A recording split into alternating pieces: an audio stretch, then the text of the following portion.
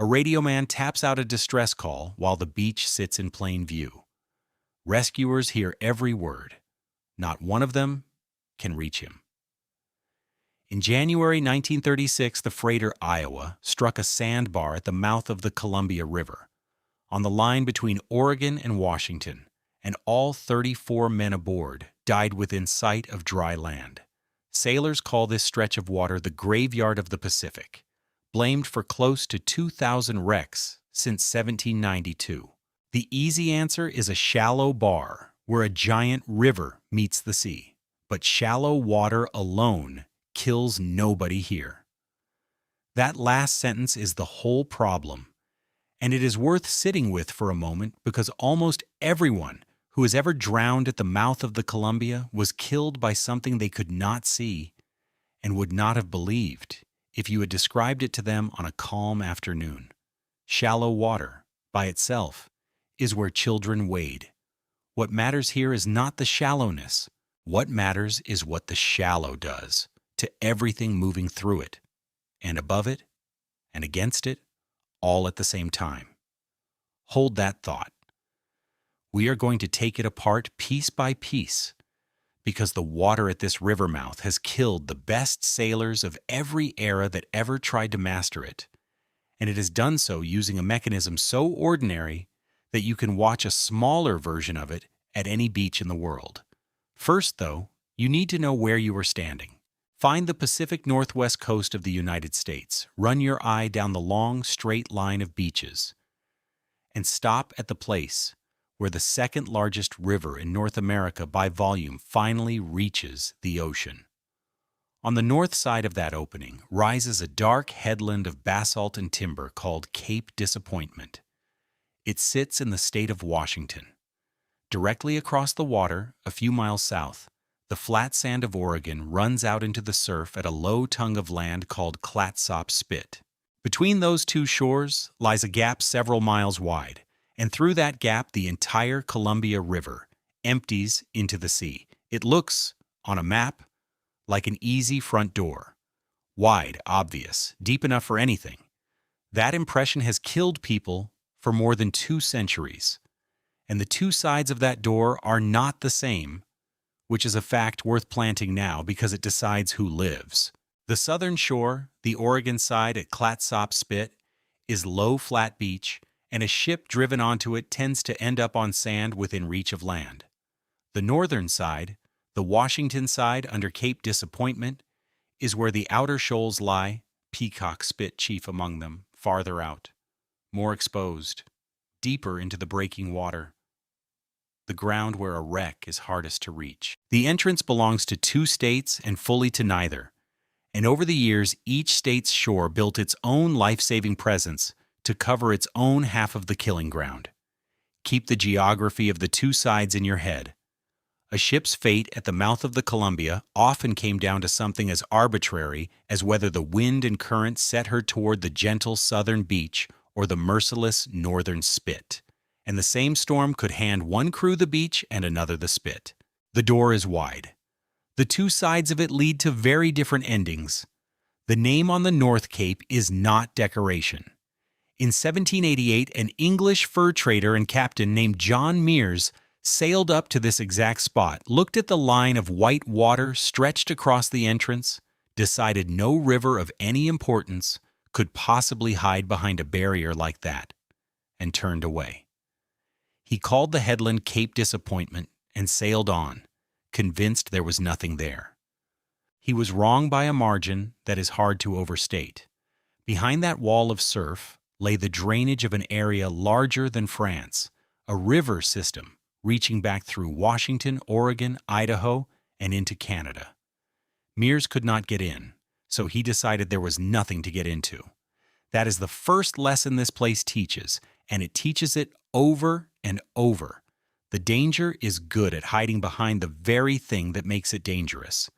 It took 4 more years for someone to prove Meares wrong. In May of 1792, an American merchant captain named Robert Gray, aboard a ship called the Columbia Rediviva, studied the entrance, waited, watched the water, and drove his vessel straight through the breaking bar and into the calm river beyond. Gray was a fur trader, not an explorer by temperament, and he had actually looked at this entrance before and hung off it, unwilling to risk the crossing, which is worth noting because it means the man who first got in was also a man who had already once decided not to.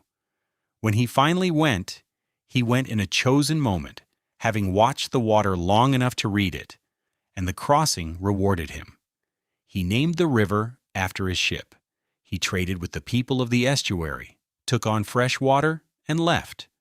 And his crossing put the river on the map and gave the young United States its claim to the whole region. What Gray had done was not reckless, and it was not luck exactly, but it created a dangerous illusion that has never fully gone away. The idea that a bold captain with a good ship can simply pick his moment and cross. Sometimes he can. That is the trap.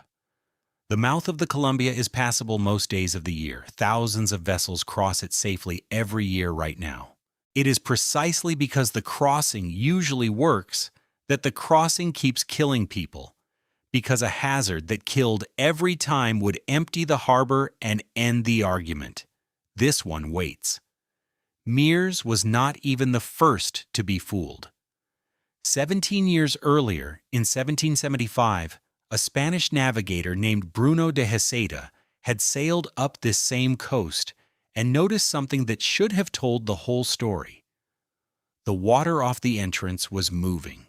There was a current setting out to sea, strong enough to keep his ship from working in against it, and the color and the set of that water told an experienced sailor that a large river had to be pouring out somewhere close by. Heceta believed he had found the mouth of a great river.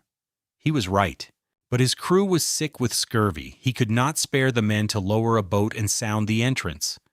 And the same outrushing current that proved the river existed was the current that kept him from entering it.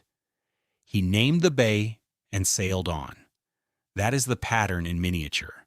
Decades before anyone drowned, the very force that announces the river is the force that guards it. For most of 2 centuries, the entrance did to explorers exactly what it did to Heceta. Sailors up and down this coast were hunting for what they called the River of the West, the great waterway everyone was sure had to drain the interior of the continent to the Pacific. And they kept sailing right past its mouth because the mouth did not look like a river. It looked like an unbroken line of surf across a bay, the same wall that turned Mears away, the same white water that hid a doorway. The river was too big to look like a river. All that discharge, instead of opening a calm, inviting channel, threw up a barrier of breaking water that read, "To a captain, squinting from a mile out, as solid coast." The size of the prize, a Schwalbenkreis, was the perfect camouflage for the prize. The place mattered enough that people came for it by land as well. When Lewis and Clark led the first American overland expedition to the Pacific, the coast they had crossed a continent to reach was this one, the mouth of the Columbia, and even arriving on foot, they got a taste of what the ocean did here. They reached the lower river in the late autumn of 1805 and were promptly pinned down for weeks by storms rolling in off the water, soaked and storm-bound on the shore of the estuary, unable to move, watching the same weather that would later break ships, hammer a coast they could not do anything about. They had walked across the entire west, and the last few miles, the meeting of the river and the sea, were the ones that kept them huddled and waiting. The entrance did not need a ship to demonstrate its temper. It could do it to people standing on the beach, and it is a genuinely enormous prize, which is worth pinning down because the scale is the reason everything else in this story had to happen. The Columbia drains a basin that reaches back across 7 American states and into Canada, gathering the runoff of the Rockies and the high desert and the wet coastal ranges into a single river that, by the volume of water it delivers to the sea, is the largest on the entire west coast of the Americas and one of the largest in North America. Everything that falls as rain or snow over an area larger than France and finds its way to the Pacific comes out through this one gap. That is why Heceta felt the current far offshore. That is why Mears saw a wall instead of a door. And that is why, once people finally understood what lay behind the surf, nothing on Earth was going to keep ships away from it, no matter what the entrance did to them. So what is actually out there? Strip away the reputation and the ghost stories, and look at the physical thing. The mouth of the Columbia is a bar, which is another word for a bank of sand lying underwater across the entrance. This particular bar is enormous, roughly 3 miles wide, sitting several miles offshore, a shifting shoal of sediment that the river itself built and rebuilds every single day. And here is the first surprising fact, the one that starts to explain everything else. Most large rivers, when they reach the sea, spread out and build a delta, a fan of low, muddy islands and slow, braided channels that softens the meeting of fresh water and salt. The Mississippi does it. The Nile does it. The Columbia does not. It has no delta at all.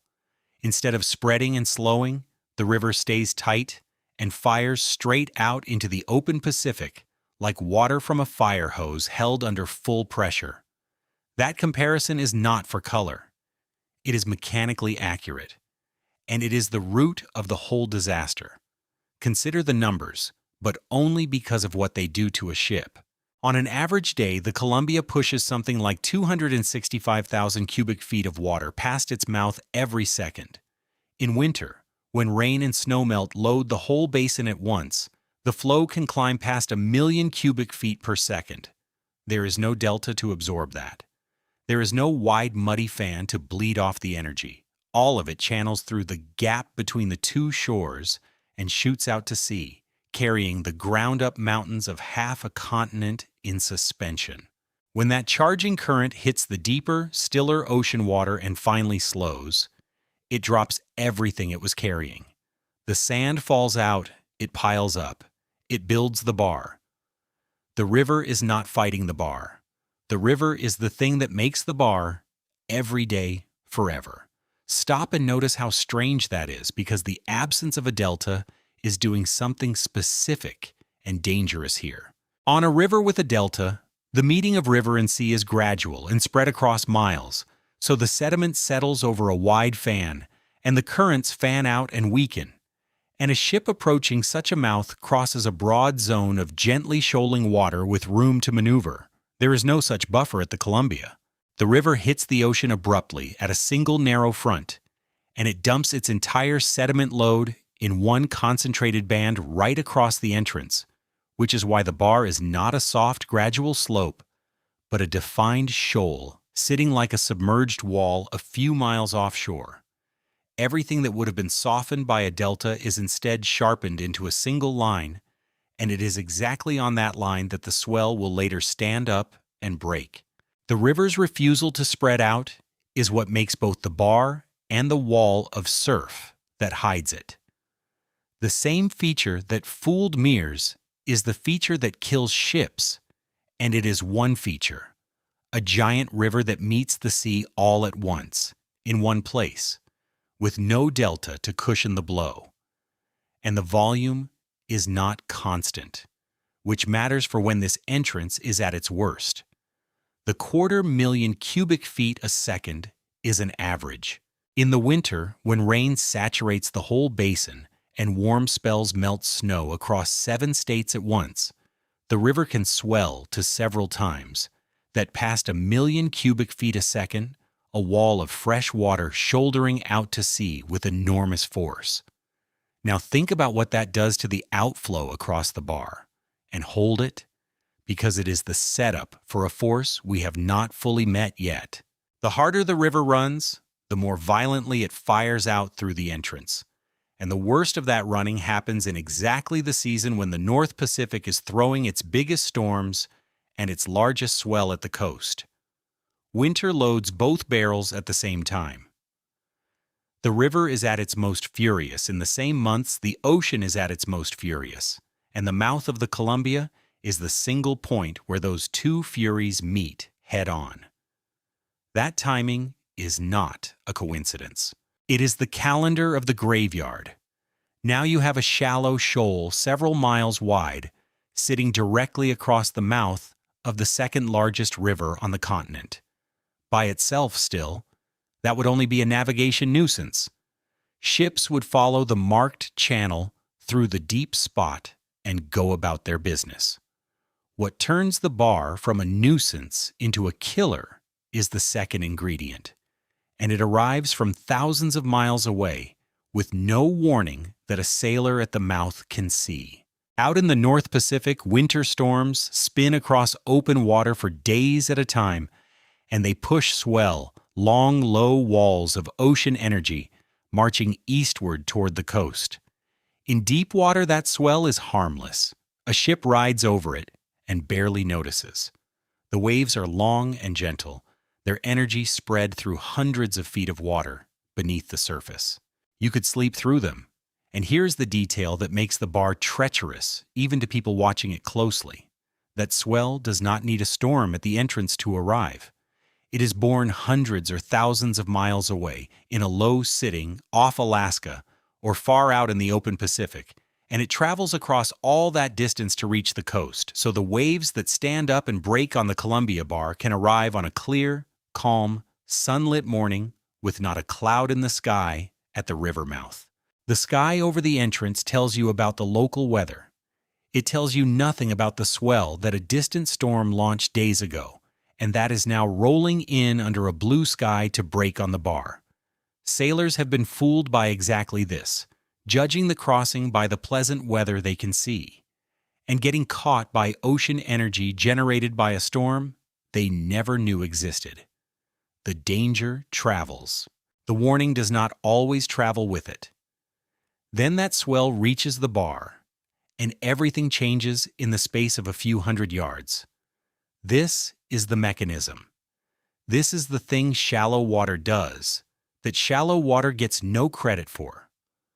When a long ocean swell moving through deep water suddenly feels the bottom rising up beneath it, it cannot keep its shape. The wave slows down, but the energy in it does not disappear, so as the wave slows, it also shortens, the crests bunching closer together, and it stands up taller, drawing height out of the water that used to be spread out flat and deep. A swell that was a barely noticeable rise in open water rears up into a steep, close-packed, breaking wall the instant it crosses onto the shoal. You have watched this happen. Every wave that curls over and breaks on a beach is doing exactly this. The Columbia Bar simply does it on the scale of a shipping channel, to waves that started as ocean storms, in a place ships are required to cross. Translate that into what it does to a ship, because the physics only matters as force against a hull. Out in deep water, a captain approaching the coast in a long 12-foot swell feels his ship rise and settle in a slow, even rhythm, and he thinks, correctly, that the sea is manageable. He commits toward the entrance on the strength of that judgment, but the swell he judged in deep water is not the swell that will be waiting for him on the bar, because the same 12-foot swell, once it climbs onto the shoal, can stand up half again as tall and break, and it does not announce the change until the ship is already in the shallow water where it happens. The sea a captain measured a mile out is not the sea he meets on the shoal. He is, in effect, judging one wave and being hit by a different one, and the difference between them is the difference between deep water and shallow. That is the trap built into the geography, and it has nothing to do with skill. A perfectly red sea can turn into a breaking one under the keel in the time it takes to cross the bar. That alone would be dangerous enough to demand respect.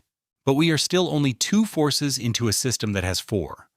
And the reason this river mouth earned a worldwide reputation, while 1,000 ordinary sandbars did not, is that here, all four forces can point in different directions at the same moment, in the same narrow patch of water a ship cannot avoid.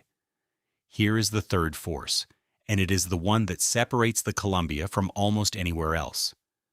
The ocean has tides, and twice a day the water at the mouth reverses. When the tide floods, the sea pushes inward and the river current is softened, pressed back on itself, and the bar becomes as gentle as it ever gets. But when the tide ebbs, the ocean pulls back out, and the river's own outrushing current stacks on top of it. And now the entire discharge of the Columbia is racing seaward through the same shallow channel at tremendous speed. On a strong ebb, the outgoing current can exceed 8 knots, faster than many working boats can make against it. And that fierce seaward flood of river water runs headlong into the incoming ocean swell. The two meet. They are moving in opposite directions, and they collide directly on top of the shoal where the water is already shallow enough to trip the waves. Think about what that does to a wave. A swell rolling in toward the beach normally has room and time between crests. But when it is charging into an 8-knot current coming the other way, the current shortens the distance between the waves, squeezing them together, forcing the crests closer while the shallow bottom is already forcing them taller. Short and tall at the same time is the exact recipe for a wave that stands straight up and detonates. Waves that would have been a manageable 10 or 15 feet in open water can rear up into breaking walls on the order of 40 feet on a bad Columbia ebb. And they do it in close ranks, one after another, with barely any trough between them for a hull to recover in. A ship takes the first wall, buries her bow, and before she can rise and shed the water, the next wall is already on her. That is the difference between a wave that lifts a ship and a wave that buries her. And there is a fourth vector, because storms do not send swell politely from one direction, while the wind waits offshore. The same low-pressure systems that generate the swell drag gale-force wind across the coast, and that wind piles the surface into its own steep chop and shoves it across the bar at an angle to everything else. So now, in one patch of water a few hundred yards across, you can have the river current driving seaward, the ocean swell driving landward, the tide pulling one way, and the storm wind shoving a third. And a ship in the middle of it has waves coming at her from directions that should not be physically possible on open ocean. There is no heading that takes all four on the bow. There is no way to meet the sea. She is simply in it. This is the difference between a big sea and a killing one, and it comes down to rhythm. A ship can handle enormous waves if they come from one direction with regular spacing, because the captain can put the bow into them, and the vessel learns a rhythm, rising to meet each crest and settling into each trough, shedding the water and recovering before the next one. A steady gale at sea is survivable for exactly this reason. But when waves are arriving from several directions at once, there is no rhythm to find. The ship is lifted on one quarter while another wave slams her on the bow while a third pushes her stern, and she cannot settle into any pattern, so she is thrown around unpredictably, corkscrewing, rolling one way as she pitches another, and each motion interrupts her recovery from the last. A hull that is never allowed to recover between blows is a hull that eventually takes a wave wrong, buries her rail, loses her grip on the water, and broaches. That is what a confused sea on the Columbia Bar does. It does not simply hit a ship hard. It takes away the ship's ability to answer. And a ship that cannot answer the sea is a ship the sea steers. Now add the last constraint, the one that removes the escape. This is not a wide bay where a captain in trouble can turn and run for open water. The safe path across the bar is a dredged and marked channel only about 600 feet wide, and it moves because the sand that the river drops does not stay put, and the channel wanders as the shoals build and shift. A ship crossing the bar in a rising sea is threading a lane the width of a few city blocks in breaking water, with waves shoving her sideways out of the lane. And the moment she is pushed out of that narrow, deep channel, she is over the shoal, and the shoal is where the waves are worst, and the water is too thin to float her when a trough passes under. Lose steerage for 90 seconds in the wrong place, and the sea does the rest. It drives her onto a spit, a bank of sand hard as pavement, and holds her there while the surf works her apart. Understand what steerage actually is, because losing it is how most of these ships died, and it is not the same as losing the engine. A ship steers by pushing water across her rudder, which means she needs to be moving through the water fast enough for the rudder to bite, and she needs to not be shoved around faster than the rudder can correct. In a breaking sea on the bar, both of those can fail at once. A big wave lifting the stern can pick the rudder and propeller half out of the water so they grip nothing. A wall of white water hitting the ship on the quarter can slew her bow around faster than the rudder can haul it back. And a following sea, coming from behind as she runs in across the bar, can shove her stern sideways and start her sliding down the face of the wave out of control, which is the beginning of a broach, the sideways-on roll that puts a ship beam to the breakers. The instant a vessel loses steerage on the Columbia bar, she stops being something a captain drives and becomes something the sea arranges, and the sea arranges her onto the nearest spit. That is the mechanical link between a wave and a wreck. It runs straight through the rudder.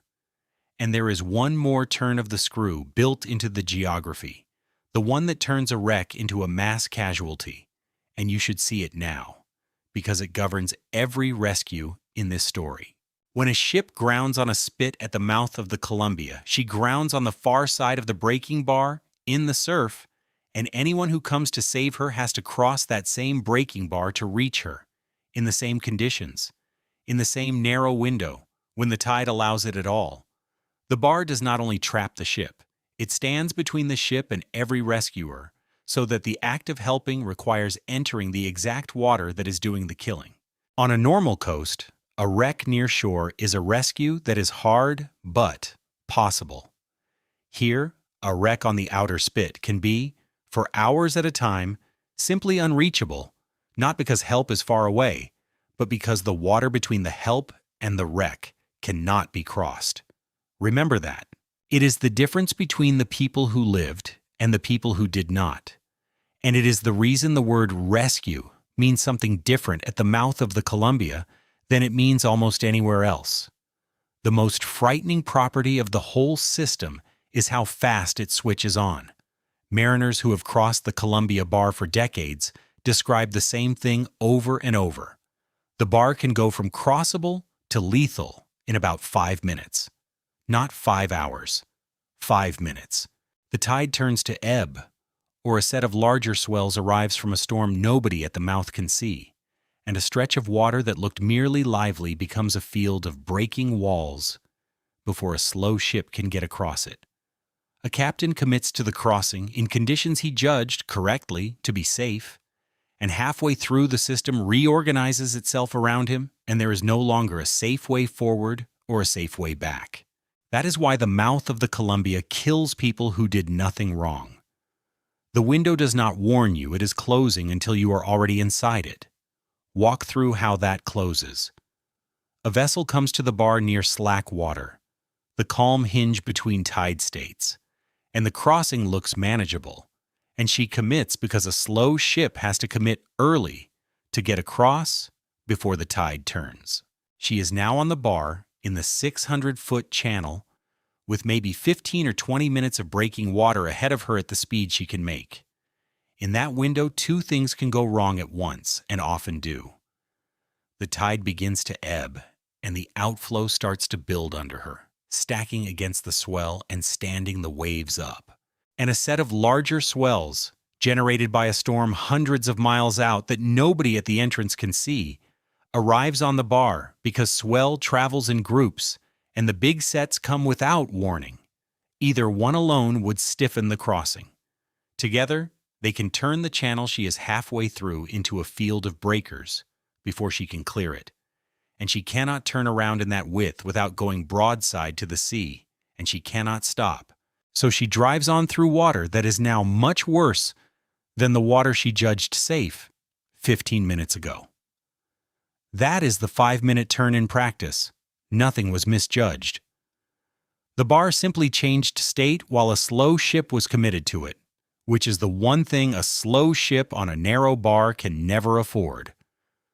None of this is a modern discovery. Long before any European saw the entrance, the Chinook peoples lived along the lower Columbia and the estuary behind the bar, and they did not merely survive beside this water, they worked it, fishing and trading and moving up and down the river in canoes that Europeans later admired for their seaworthiness. What they had was not nerve. It was information gathered and passed down across generations until it became a kind of instrument.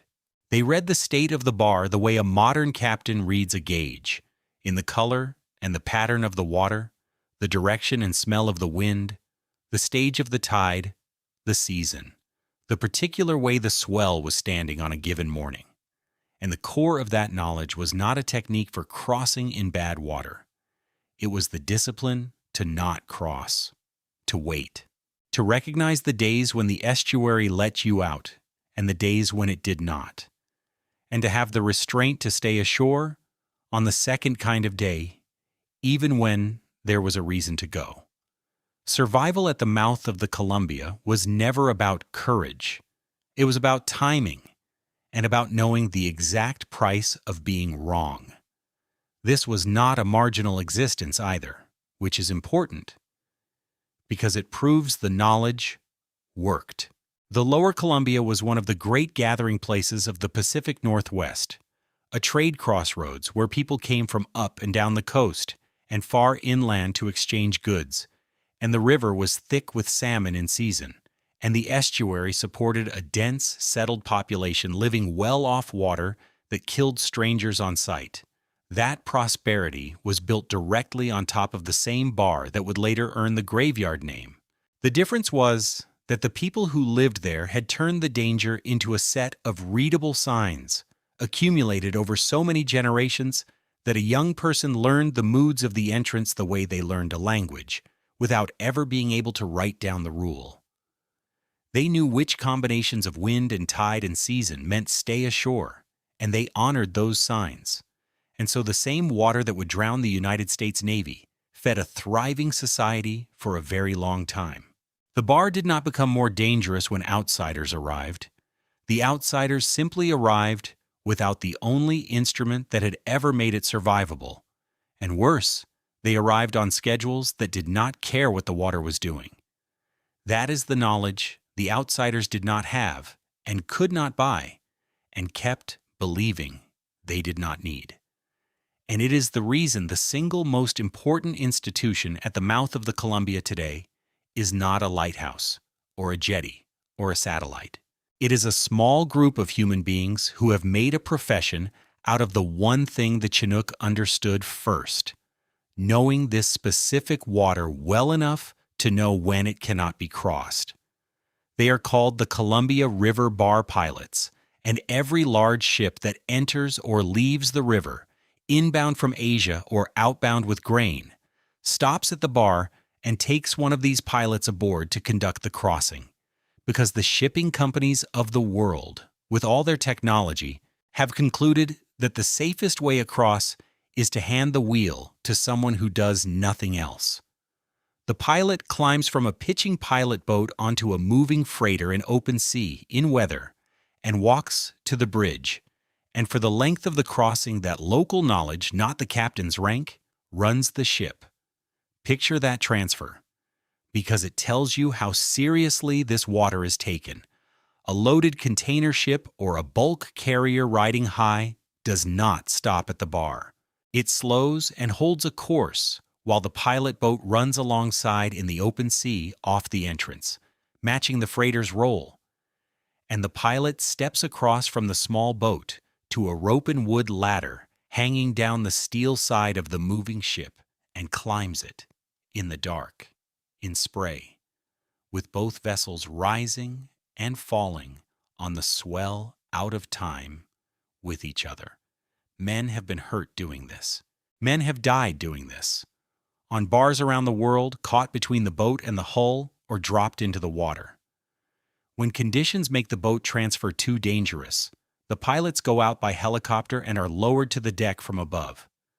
Think about what that means.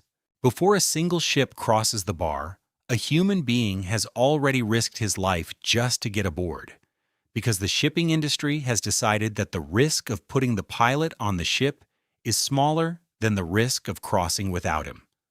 That is how much the crossing is respected by the people who do it every day.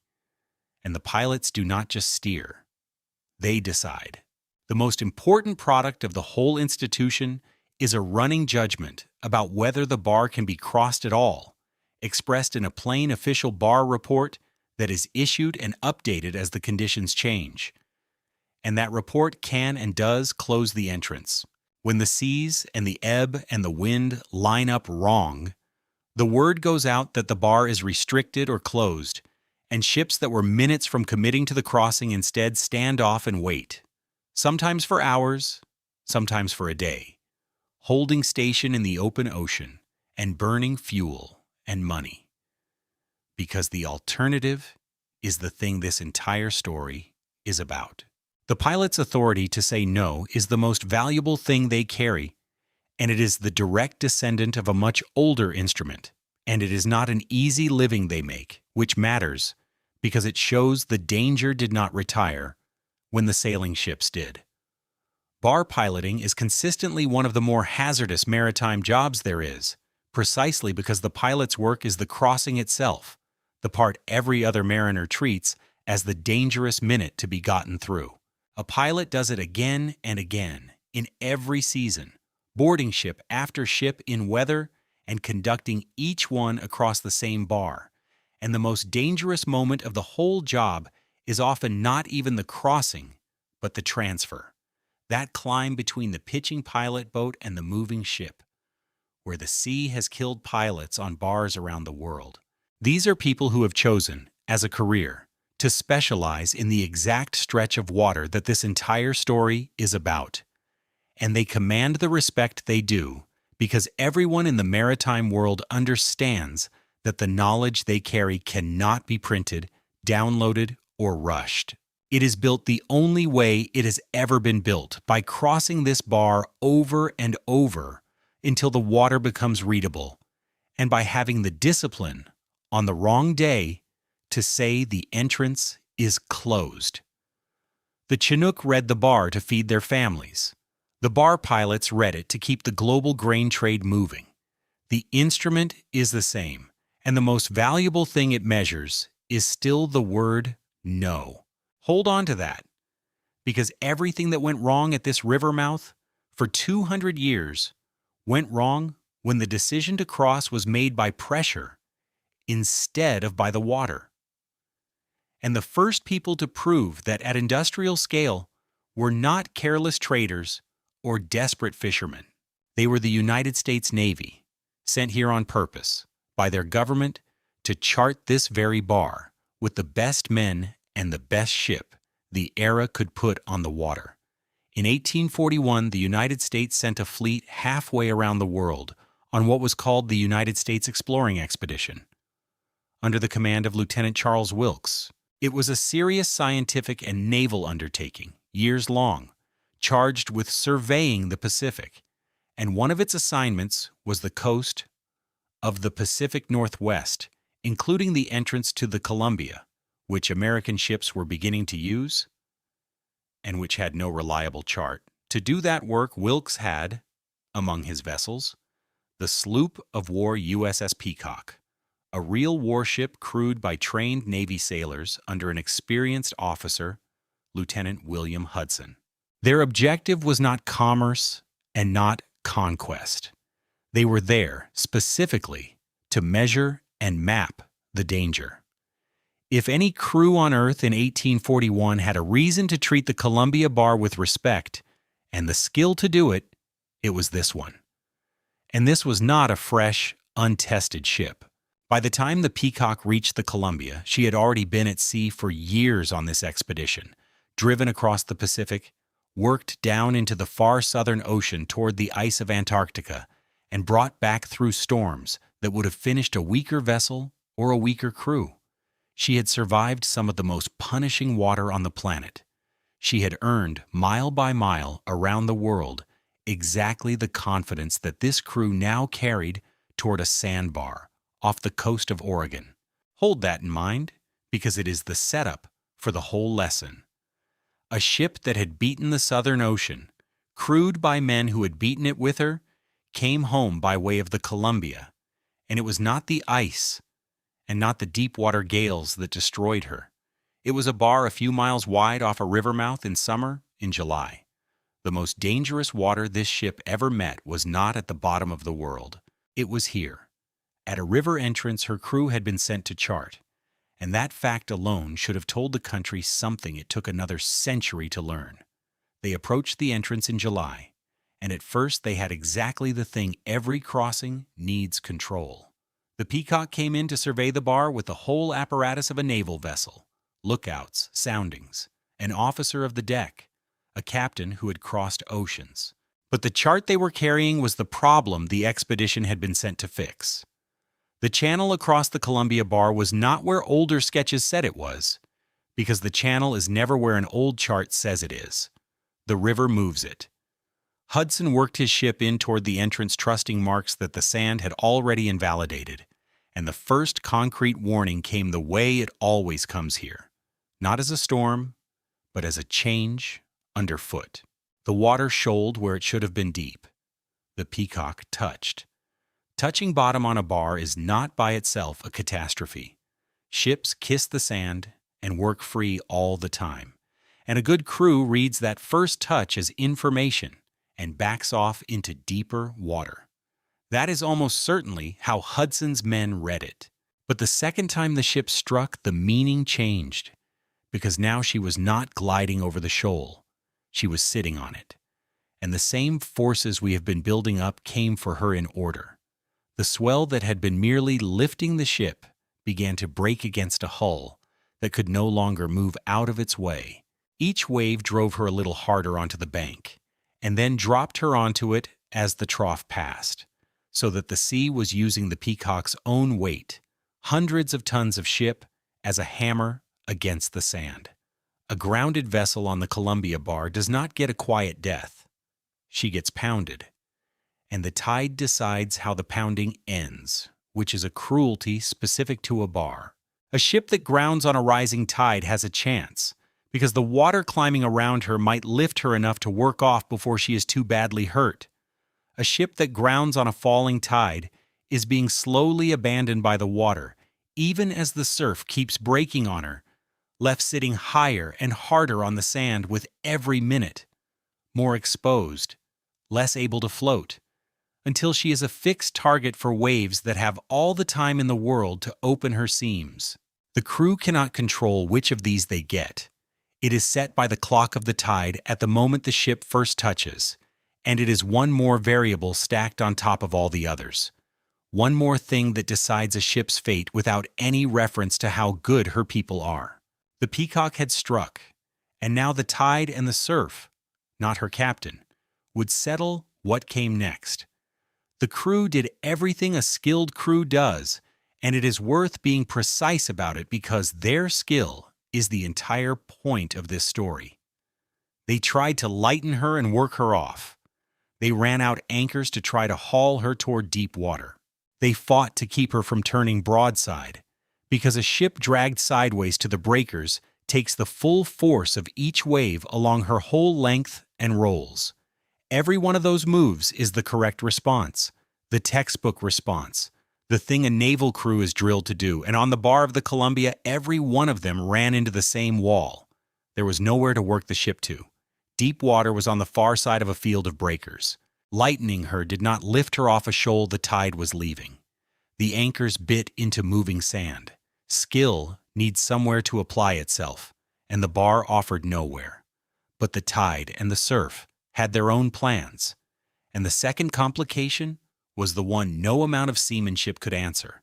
The bar was breaking harder as the tide changed, and every hour on the sand opened the ship's seams a little wider, and water that came in could not be pumped out faster than the sea drove it in. There is a point in a grounding where the ship stops being a vessel you might save, and becomes a place you are trying to get off of alive. The Peacock crossed that line on the bar over the course of a day and a night. And here the story does something that will happen again and again at this river mouth, something you should watch for because it is the exact mechanism by which the Columbia keeps its reputation quiet enough to keep killing.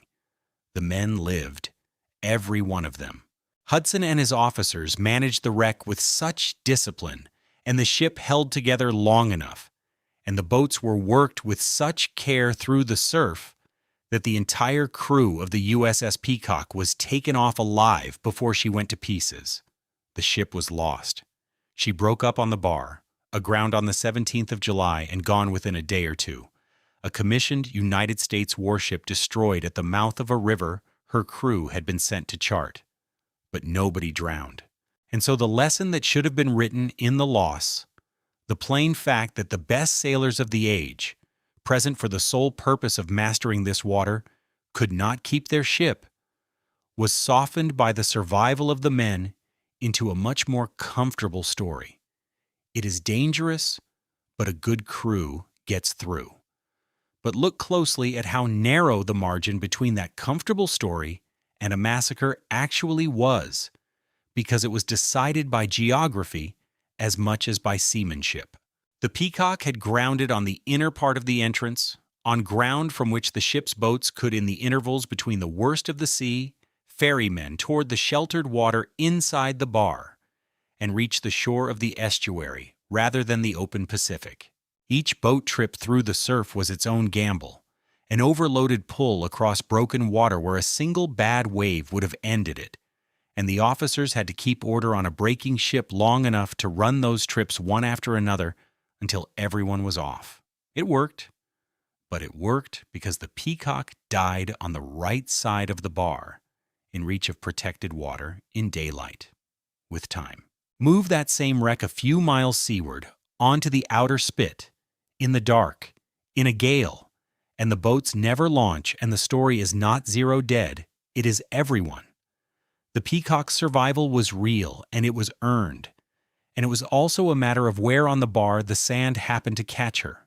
That distinction between the reachable side and the unreachable side of the same entrance is as exciting is the hinge the whole rest of this story turns on. Consider what the loss actually cost, beyond the timber and iron of one sloop, because it sharpens the lesson. The whole reason a naval expedition was clawing around this entrance in the first place was that American ships were increasingly using the Columbia, and there was no dependable chart of the bar, so men were crossing on guesswork and old sketches. The expedition was there to replace guesswork with knowledge, and the entrance answered by destroying the ship that had come to know it, which meant the survey work had to go on from the remaining vessels, while the men who had just lost the Peacock were absorbed into the rest of the squadron, and the expedition pushed on up the river and along the coast. The charts did eventually come. So did the names, and the names are the point, because when you name a shoal after the ship it wrecked, you are writing the danger onto every chart that follows, which is precisely what happened here. The men who survived the Peacock did not just lose a ship. They labeled the ground that killed her so that everyone who came after would see the warning in the very word on the map, and then, decade after decade, ships sailed onto that named warning anyway. The spit of sand that destroyed the Peacock was named after her. It is called Peacock Spit to this day, on the Washington side of the entrance, and it is not a memorial in any gentle sense. It is a warning label written on the map in the name of the first major vessel the bar took, and you should remember that name because it is going to appear again in 1936 and in 1961, standing over the two worst disasters in the whole history of this place. The bar keeps its victims close. It names its ground after them. Wilkes, who lost the ship out of his command and had to explain it, wrote a line about the Columbia Bar that has outlived almost everything else about the expedition, because anyone who has stood at that entrance in a rising sea knows immediately that it is true. Mere description, he wrote, can give little idea of the terrors of the bar of the Columbia. He meant it as an admission. You could survey it, sound it, chart every shoal, and still fail to convey to someone who had not seen it what the water actually did when the forces lined up, because the danger was not in any single measurement. It was in the way the whole system turned on a ship all at once. A century and a half of instruments have proved him right. You can put numbers on all four forces now. The numbers still do not prepare the people who cross. Weigh who wrote that sentence. Not a frightened passenger, not a merchant with a grudge against the coast, but the commanding officer of a United States naval expedition, a man whose profession was measurement, and whose job at that moment was to produce an account for his government. His entire task was description, and he stood at the mouth of the Columbia and wrote that description was not equal to it.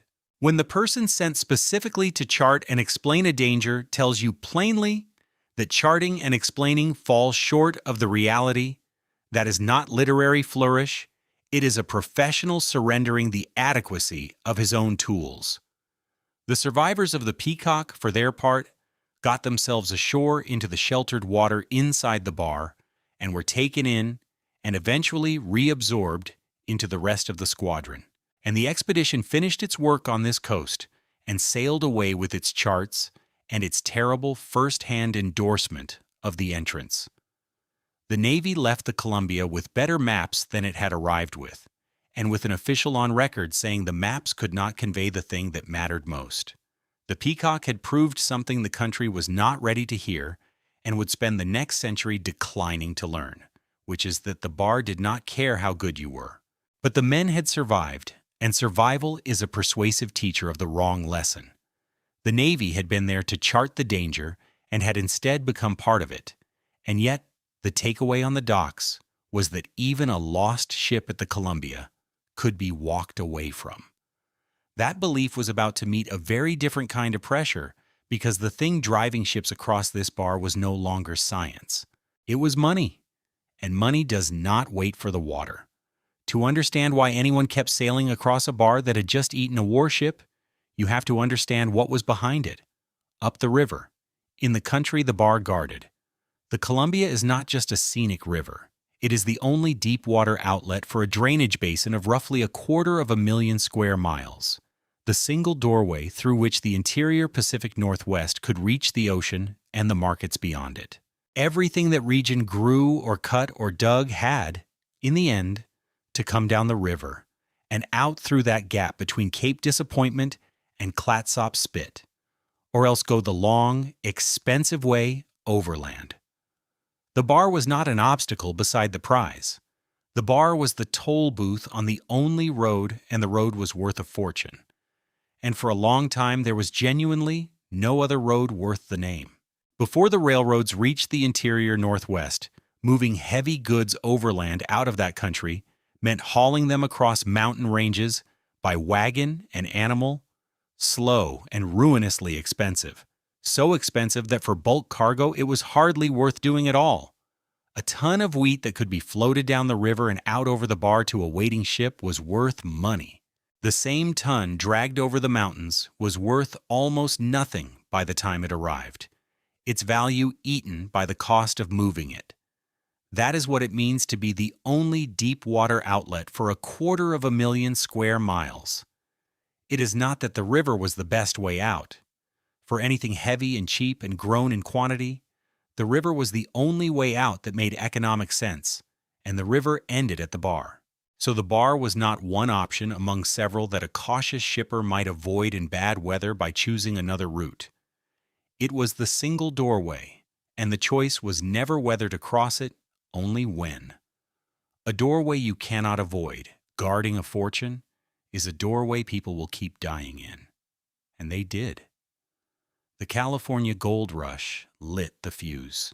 Suddenly, there were tens of thousands of people in the West who needed lumber to build cities, and the Pacific Northwest had more standing timber than almost anywhere on Earth.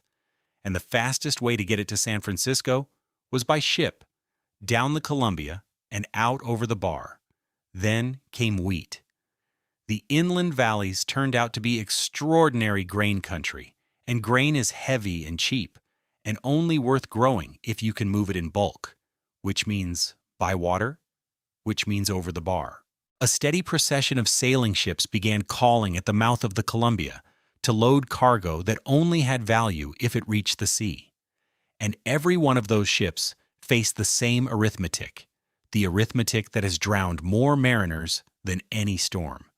A ship waiting outside the bar for perfect water is a ship earning nothing, burning money by the day, holding a cargo whose whole worth depends on delivery. The pressure to cross was not recklessness. It was a spreadsheet. That is the cruel symmetry of this place, and it is worth saying plainly because it explains the entire pattern of loss. The Columbia is valuable for the exact reason it is deadly. The same fire hose river that builds the killing bar is the river that drains 250,000 square miles of rich country and makes the crossing worth attempting in the first place. If the river were smaller, the bar would be gentler and the cargo would be worthless. Because the river is huge, the bar is murderous, and the cargo is a fortune. You cannot have one without the other. Every ship that crossed was betting the delivery against the water, and the water only had to win once. And the bet was never made in the abstract. Put yourself on the deck of a loaded grain ship standing off the entrance in marginal weather, with a hold full of wheat that a buyer is waiting for, a charter that costs money for every day at sea, a crew that wants to be home, and a bar that is bad today but might be worse tomorrow or better in 6 hours. Wait, and you burn money for certain. Cross, and you risk everything for a chance to be done. The captain who waited for perfect water every time did not stay in business because his cargoes arrived late, and his costs ran high, and so the whole economics of the trade quietly rewarded the captains who crossed in conditions the cautious ones would have refused. This is the pressure that has drowned more mariners at this bar than any single storm, and it is not recklessness, it is arithmetic. The men who died crossing the Columbia in bad water were, most of them, making a rational response to a system that punished patience. The bar did not have to trick anyone. It only had to wait for the day the arithmetic pushed a good captain across on the wrong tide. So the country did what an industrializing country does with a deadly choke point on a valuable road. It engineered it. First came light. In 1856, a lighthouse was raised on Cape Disappointment itself, a beam thrown out over the entrance so that ships closing on the coast at night or in thick weather could at least find the mouth instead of stumbling onto it. It helped, and it was not enough, because the Cape's light could be hidden from ships approaching from certain angles, and so in 1898 a second lighthouse was built a couple of miles north, at North Head, specifically to cover the approaches the first one missed. 2 lights now marked the deadliest doorway on the coast, and keeping those lights was its own kind of endurance, because the same weather that broke ships hammered the men who tended the flames. North Head, out on its exposed bluff facing the open ocean, is one of the windiest places on the coast, a station where the gales that generate the killing swell arrive first, and the keepers there lived in that wind, kept the light burning through the storms that were, at that very moment, driving vessels toward the bar below them. There is a grim intimacy in that. A lighthouse keeper on a night like the Iowa's could do nothing but keep the light lit and listen to the sea, and know that somewhere out in the dark, the thing the light was meant to prevent might be happening anyway, beyond any help he could give. The lights were tended by people who understood better than anyone that a light only warns, and that warning is where their power ended. But a lighthouse solves exactly one problem. It tells you where the danger is. It does nothing about the danger itself. A captain who could see both lights perfectly still had to take his ship through the same breaking bar. So the country added the next layer, which was not a warning, but a response. And this is the layer that matters most for everything still to come. The government planted life-saving stations on both sides of the entrance, on the Oregon shore near Point Adams, and on the Washington side under Cape Disappointment, and staffed them with crews of surfmen whose entire job was to launch into the surf when a ship went down and pull people out of the water. This was the United States Life-Saving Service, the organization that would later fold into the Coast Guard, and it put, for the first time, a permanent, trained, waiting human rescue presence at the mouth of the Columbia. When a vessel wrecked within reach of the beach, these men dragged their boats to the water and rowed out through the breakers, or they fired a light line out to a stranded ship with a small cannon and rigged a kind of aerial pulley to haul survivors ashore one at a time above the surf. They were extraordinarily good at it, and the reason the Peter Iredale would end with 27 people alive is that she wrecked in front of exactly this capability. But planting rescuers at the mouth of the Columbia did something else, something the story will not pay off in full until 1961, and it is worth naming now so you feel it coming. It created a body of men whose duty was to go out into the worst water on the coast, on the worst nights. The specific nights when everyone else was ordered to stay in. Every lighthouse and every jetty made the routine crossing safer. The life-saving station did the opposite for the men inside it. It guaranteed that on the days the bar turned lethal, there would be human beings whose obligation was to cross it anyway, toward whoever was dying out there. Building a rescue service on this bar meant deciding in advance that some rescuers would be asked to enter water that had already proven it could kill anyone who entered it. That decision sat quietly at the mouth of the river for decades, and then it came due. The bigger intervention came at the waterline. Beginning around the turn of the 20th century, engineers attacked the bar directly, building enormous rock jetties out from the shores to squeeze the river's outflow into a narrower, faster channel. The idea was elegant, and it worked better than it had any right to. Force the river to run harder through a confined slot, and the current itself scours the channel deeper and keeps the sand moving out to sea instead of piling up in the fairway. Dredges worked the channel as well, hauling sand out of the way, year after year. Together, the jetties and the dredging did something real. They deepened and stabilized the passage, they made the deep water channel more dependable, and after the 1920s, the rate of major disasters at the mouth of the Columbia fell noticeably. Fewer ships were simply blundering onto uncharted shoals. The doorway had been widened and paved. The scale of that work is easy to underplay and worth holding on to because it shows how hard people were willing to fight this entrance. The jetties were not fences. They were miles-long walls of quarried rock, millions of tons of stone hauled to the coast and dumped into the sea along rail trestles built out over the water, some of the largest works of their kind attempted anywhere at the time, thrown across the very ground where ships had been dying, to force a river the size of the Columbia to dig its own channel deeper. It took decades and a fortune, and it succeeded at exactly what it was designed to do. And it also rearranged the sand, because you cannot squeeze a river that carries half a continent's ground-up mountains without changing where all that sediment ends up. The shoals shifted. Peacock Spit and Clatsop Spit did not disappear. They moved and reformed in response to the new walls, so that even the killing ground was, in part, a thing the engineering had reshaped rather than removed. The people who built the jetties made the channel deeper and more reliable, and in the same act, they proved they could not make the sand or the sea go away. They could only tell it where to go, and the building itself was dangerous work in dangerous water, which is easy to forget when you look at a finished jetty as if it were always there. Men ran trains of rock out along wooden trestles built over the surf, dumping stone into the sea at the edge of the same breakers that wrecked ships, in weather for years on end. And the ocean fought the work the whole time, tearing at the trestles, shifting the stone, undoing in a storm what had taken weeks to place.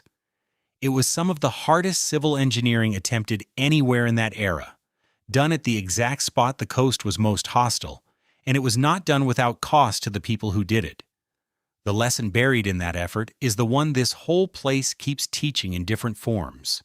You can impose your will on the mouth of the Columbia, but only by matching its violence with sustained effort and accepting that it will push back forever. The jetties did not defeat the entrance, they started a fight with it that has never ended and never will, because the day the fight stops, the sand comes back. And here is the reversal, the one that runs underneath the entire modern history of this bar. The engineering tamed the channel. It did not tame the sea. The jetties could concentrate the river and deepen the fairway, but they had no effect whatsoever on a storm swell arriving from the Gulf of Alaska, or on the 8-knot ebb that stacks up under it, or on the wind, or on the way shallow water stands a wave on end. Everything the engineers built made the good days better and the routine crossing safer, and none of it touched the bad day at all. On the day when the four forces lined up, the bar of 1930 was every bit as lethal as the bar of 1841. And now there were bigger, faster, more valuable ships crossing it with more confidence because the improvements were real and visible and easy to trust. The floor had been raised. The ceiling had not moved. That gap between how safe the crossing usually felt and how deadly it remained on its worst day is where the next ships were lost. And in the age of sail, there were a great many of them, which is how the reputation got built in the first place. For decades, the mouth of the Columbia was worked by fleets of tall sailing ships, barks, and full-rigged vessels coming for lumber and grain. And a sailing ship is uniquely helpless at exactly this entrance, because she cannot simply reverse her engines and back off a shoal. She depends on wind, and the wind that drives her toward the coast is the same wind she must somehow use to claw away from it, and near a lee shore in a gale, that is a losing proposition more often than a captain wants to admit. So the sailing era wrote a long list of wrecks at this bar, ship after ship over the years. And it is this accumulation, more than any single disaster, that earned the entrance its graveyard name. You should be careful with the exact tally, and we will come back to how disputed those numbers really are. But the pattern itself is not in doubt. A specific type of vessel, meeting a specific kind of shore, in a specific combination of wind and current, kept ending up on the sand. The Peter Iredale is the one that survived best in memory, partly because of how she ended, and partly because she is still there to be seen. But she was not an exception to the age of sail. She was its representative. The Peter Iredale was not lost to carelessness. If anything, she is the case that proves you can do everything right and still end up on the sand. She was a four-masted steel sailing bark, a big, well-built, modern vessel of her type. Die Walden Bell vessel of her tal, and in the autumn of 1906 she came up the coast bound for the Columbia to load a cargo of wheat. Her captain, a man named Lawrence, de Rivas-Channel Flying Helena Wands, did exactly what a responsible captain is supposed to do at this entrance. He did not try to force the bar on his own. He brought his ship toward the mouth and prepared to wait for a bar pilot to take him across, which is the whole system working as designed, the outsider deferring to the local knowledge. Control was in place. The ship was sound. The captain was prudent. The procedure was correct. Then, the weather that had been sitting off the coast turned on him. A gale came in from the southeast, and with it the current, and the two together began to set the Iredale toward the shore faster than a sailing ship could claw off. This is the trap that has nothing to do with skill. A sailing vessel near a lee shore in rising wind has a limited ability to work to windward, and if the wind and current combine to push her toward the land faster than she can sail away from it, seamanship runs out of options. Lawrence tried.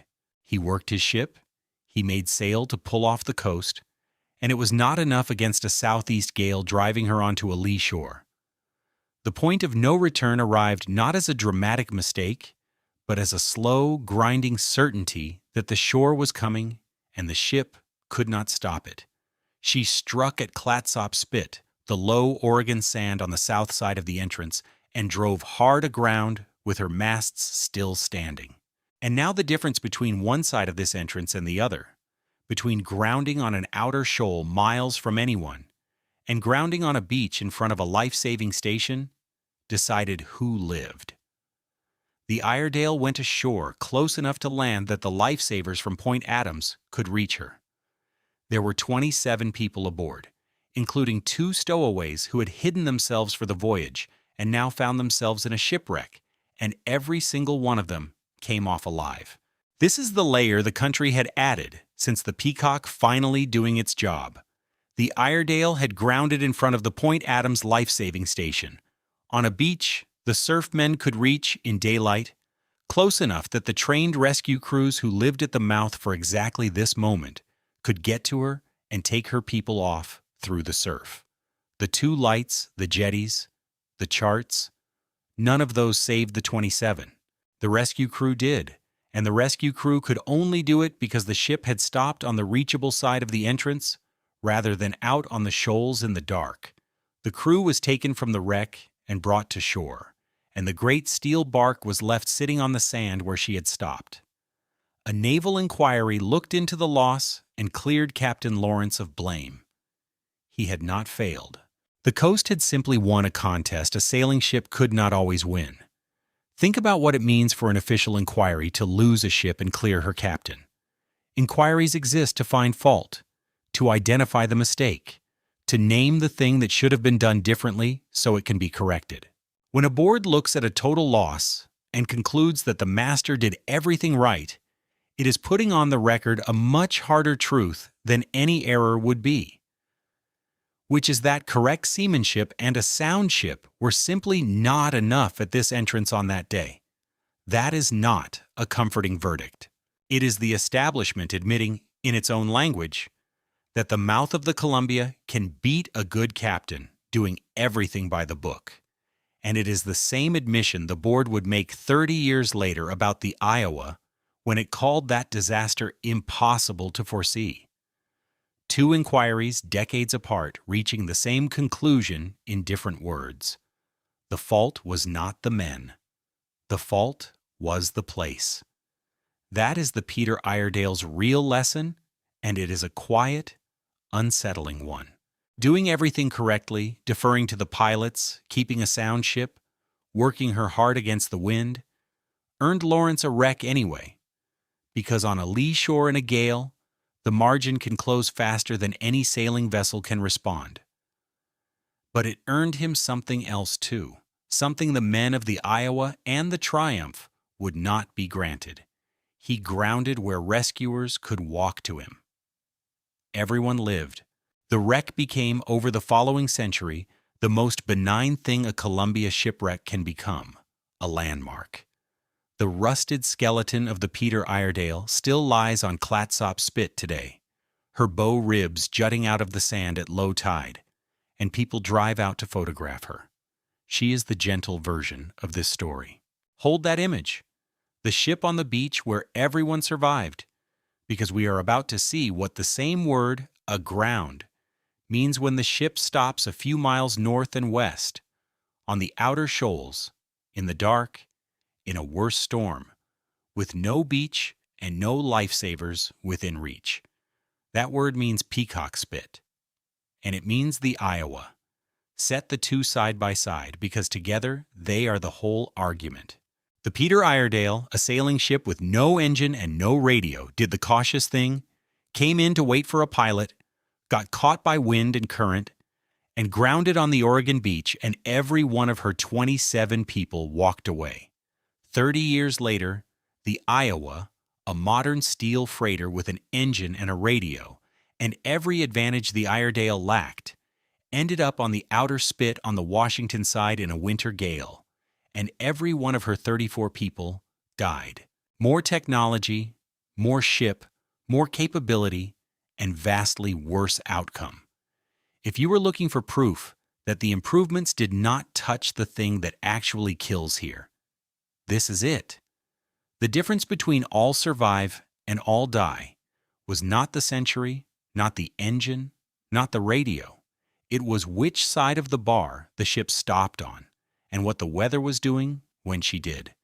The Iredale grounded where rescuers could reach her, in weather they could work in. The Iowa grounded where no one could reach her, In weather, no one could cross. Same entrance, 30 years, and a technological era apart, and the entrance did not care about any of it. Come back now to where we started. It is the small hours of a January night in 1936, and the freighter Iowa is coming down toward the mouth of the Columbia in weather that should have kept every sensible thing in port. She is a real ship, a 410-foot steel cargo vessel under an experienced master named Yates, outbound and heavy, and she is meeting a storm that the 20th century, for all its improvements, had done nothing to soften. The wind that night was blowing something on the order of 75 to 80 miles an hour, a full gale bordering on hurricane force, straight onto this coast. Everything the era had added since the Peacock, the lighthouses, the jetties, the charts, the radio, was aboard or in place. None of it changed the four forces waiting on the bar. The objective was simple and ordinary, which is what makes it terrible. Get the ship across the bar and out to sea, or hold her safely until the crossing could be made. Yates was experienced, and he did not have a bar pilot aboard for this movement. And in weather like that, the decisions came fast, and the margins were gone. Somewhere in the dark, in that screaming southerly wind, the Iowa was driven off her line. This is the exact mechanism we built earlier, made real. A ship in a narrow, shifting channel, taking wind and sea on one side, loses the ability to hold the lane, and the same forces that stand the waves up on the shoal are the forces shoving her out of the deep water and onto it. She was set down onto Peacock Spit, the same ground that had taken the Navy survey ship 95 years before, and once she was on it, the storm went to work on her exactly as the surf had worked the Peacock, except that this time there was no daylight, no calm interval, and no reachable shore. It is easy from a warm room to ask why an experienced captain was anywhere near that bar in a gale, bordering on hurricane force. But look at the trap he was actually in, because it had no good exit. A ship caught off this coast in a severe southerly storm is on a lee shore, meaning the wind is trying to push her onto the land, and her choices are all bad. She can try to claw offshore and ride it out in open water, which is exhausting and dangerous, and burns time and fuel against a wind that is stronger than her. She can try to make the shelter of the river, which means crossing the very bar that the storm has turned lethal, or she can try to hold position off the entrance, which on a lee shore in a gale is the hardest thing of all, because holding still is not an option when the wind is driving you toward the beach. Whatever the exact sequence of decisions aboard the Iowa that night, and the record leaves some of it uncertain, the master was choosing among options that were all dangerous, in the dark, in a storm that the improvements of the 20th century had done nothing to weaken. The lee shore does not offer a safe choice. It offers a menu of risks, and the sea picks which one kills you. The Iowa did the one thing the era had genuinely improved. She got a message out. Her radio operator sent the distress call, and it was received. Stay on that man for a second, because he is where this whole story began. Somewhere on that breaking ship, in the middle of the night, with the hull going out from under him, a radio operator did his job exactly as trained, worked the key, and pushed a call for help out into the storm, and it reached the people who could hear it. Everything about that act was a success. The equipment worked, the operator worked, the signal crossed the miles to shore in an instant that would have been impossible a generation earlier, and it changed nothing about whether he lived, because the thing his signal summoned could not cross the last 2 miles of water to reach him. He gave the era's newest and best tool everything it had to give, and what it gave back was that other people knew, precisely, that he and 33 others were about to die and could not be helped. That is the cruelest possible demonstration of the gap between communication and rescue, and it is the exact image this story opened on, because it is the image that defines the mouth of the Columbia. People on shore and on the water knew, that night, that the Iowa was on Peacock Spit with men aboard. This is the part that should never be allowed to sound routine because it is the exact horror that the whole story has been walking toward. The signal worked. The technology did its job. The call went out and was heard. And every person who heard it understood immediately that hearing it and answering it were two entirely different things, separated by a wall of breaking water no rescue vessel could cross in that storm. Now watch how a rescue actually unfolds here, because a rescue is not a single act, it is a chain. And at the mouth of the Columbia, the chain breaks in the same place every time. First, there is recognition, and that part worked. The call was received. And the Coast Guard knew a ship was aground on Peacock Spit with men aboard. Then there is the response, the decision to launch and the getting underway, and that worked too. A Coast Guard cutter, the Onondaga, responded and tried to work toward the wreck. Then comes the part that is invisible from shore and decides everything: the approach, the actual closing of the distance between the rescuer and the dying. And that is where the mouth of the Columbia stops the chain cold. She could not get near it. To reach a ship on Peacock Spit in a 70-mile-an-hour gale, a rescuer has to cross the breaking bar, the same bar doing the same thing to a cutter that it was doing to the Iowa. And a cutter that drives into that to reach the wreck simply becomes the next wreck. Understand the geometry of that failure, because it is not distance in the ordinary sense. The Iowa was not far away. She was aground within a few miles of shore, within sight of land in daylight, close enough that on a calm day you could have run a boat out to her in minutes. The thing standing between the rescuers and the men was not miles.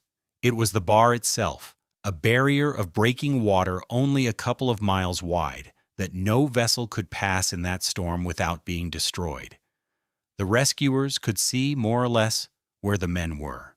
They simply could not get there, because the wall between them was made of the exact same waves that were killing the ship, and there is no way to cross 40-foot breakers to save people from 40-foot breakers. A big cutter that tried would have joined the Iowa on the spit and added her own crew to the count. So the Onondaga did the only rational and unbearable thing, which was to hold in deeper water and wait for a moment that never came, close enough to know exactly what was happening and powerless to change any of it.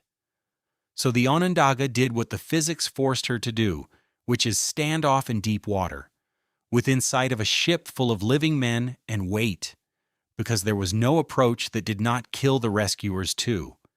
This is the answer to a question people rarely ask until it is too late. When you hear that a distress call was received, you assume rescue follows.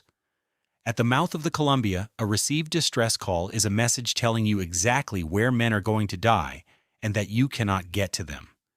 And here is where the men aboard the Iowa lost their own last options, one by one, in the dark, with the rescuers watching. On a calm coast, a grounded crew can take to the boats and pull for shore, or wait on a stable hull for daylight and help. Neither was available. No boat launched from the Iowa could have lived 30 seconds in the surf that was breaking over Peacock Spit, so the sea took away the option of leaving the ship. And the ship was not a stable place to wait, because the same waves that pinned her to the spit were driving her against it, hard enough to open her up, so the sea also took away the option of staying. The men were caught in the narrowing gap between a hull that was coming apart and water that would kill anyone who entered it, and that gap closed over the course of the night while a cutter stood off a couple of miles away, unable to move. That is what it means to die within sight of shore at the mouth of the Columbia. It is not that help never came. It is that help came and stopped at the bar and could do nothing but witness. The Iowa did not last the night in a form that could save anyone. The sea broke her up on the spit. All 34 men aboard died, and the water gave back only 10 bodies. Let that number settle because it measures the completeness of the defeat. 34 men were lost, and the sea returned 10. The bar did not just kill the crew of the Iowa. It kept most of them. scattering them into water and surf that never gave them back, so that even the recovery, the last thing that can be done for the dead, was mostly denied. That is the difference between a wreck on the reachable beach, where the Iredale's people walked ashore, and a wreck on Peacock Spit in a winter gale, where the sea takes the ship, takes the men, and keeps them. And it puts the true weight on that received distress call. The radio was the great new thing, and it worked exactly as designed. And what it bought in the end was that people on shore knew the names of the men who were dying and could do nothing but wait for the water to decide how many it would return. A signal that summons help you cannot use is not rescue.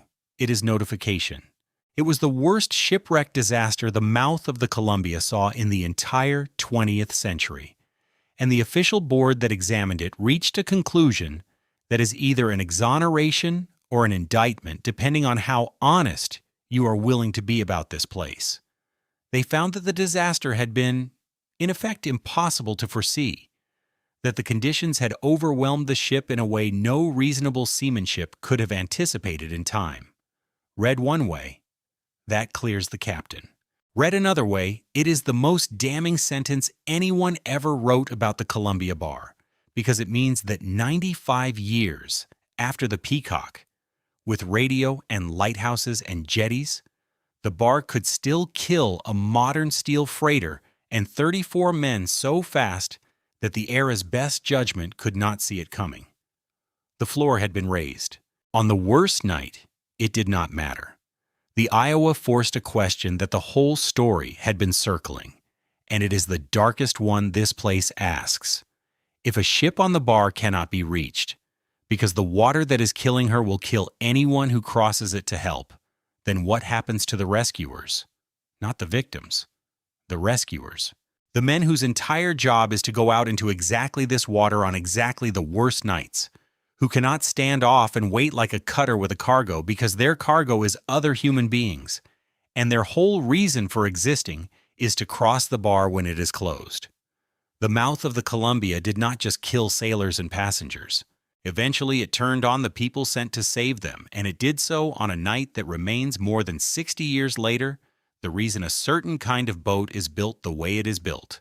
It happened on the 12th of January in 1961, 25 years, almost to the night, after the Iowa, and it began the way most of these begin, with working men and a mechanical failure in the wrong place. A small crab boat called the Mermaid was working near the entrance, near Peacock Spit again. That ground that keeps its name for a reason, crewed by two brothers named Bergman. Their objective was ordinary. They were fishermen doing a hard job in cold water, and then their boat lost her rudder. A crab boat with no rudder near Peacock Spit in a rising sea is a boat that can no longer steer herself out of the trap. And the Bergmans did the correct thing, the only thing. They called for help. And the Coast Guard, whose stations flank this entrance precisely because of everything you have just heard, answered. Understand why they were even out there, because it is the same pressure that has run under this whole story.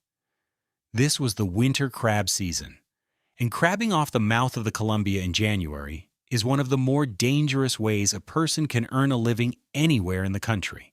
The crabs are there in the cold months, so the men go out in the cold months into the exact season when the bar is at its worst, because that is when the work pays.